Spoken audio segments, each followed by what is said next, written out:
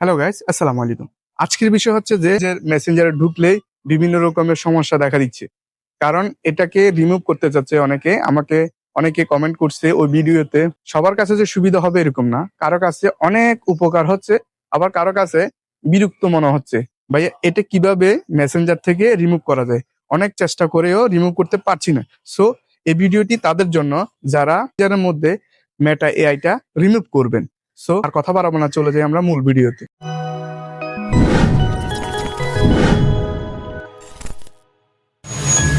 আমরা এখন মোবাইল স্ক্রিনে চলে আসছি। আসার পরে আপনারা আপনাদের মেসেঞ্জারে যাবেন। আমি আমার মেসেঞ্জারে যাচ্ছি, এখানে ক্লিক করলাম।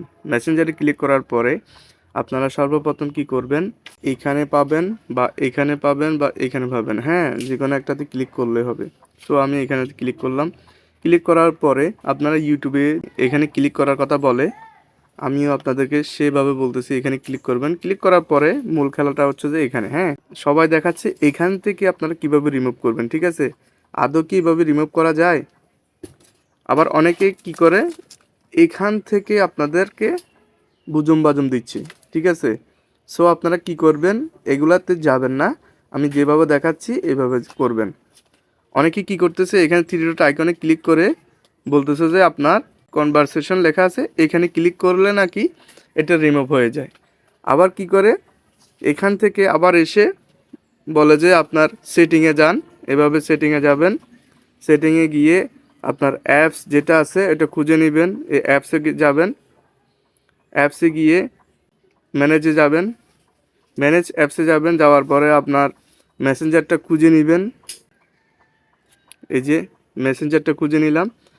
খোঁজার পরে এখানে আপনার এই যে দেখতে পাচ্ছেন ক্লিয়ার ডাটা, এখানে ক্লিক করবেন। এখানে ক্লিক করতে বলে, ঠিক আছে?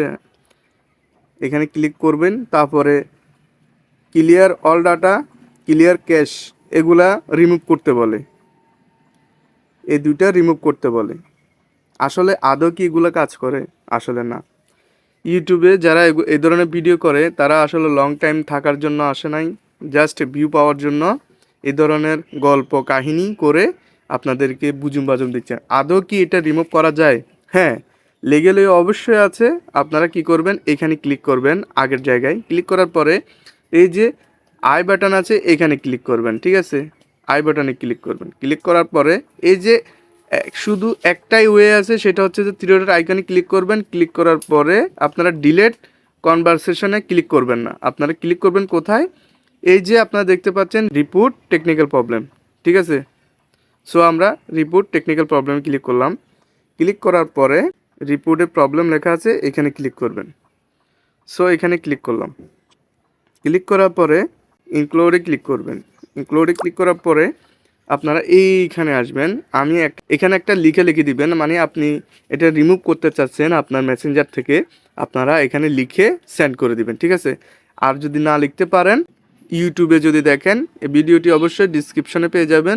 আর যারা ফেসবুক থেকে দেখবেন অবশ্যই আপনারা কমেন্টে পেয়ে যাবেন, পেস্ট করে দিচ্ছি। এটা আমি আপনাদেরকে দিয়ে দেবো, এখানে সেন্ড করে দিলাম। একটু অপেক্ষা করবেন, বলতেছি, দেখছেন থ্যাঙ্কস বলতেছে, ইউর ফিডব্যাক, কিছুক্ষণ মানে আপনাকে ফিডব্যাক দিবে।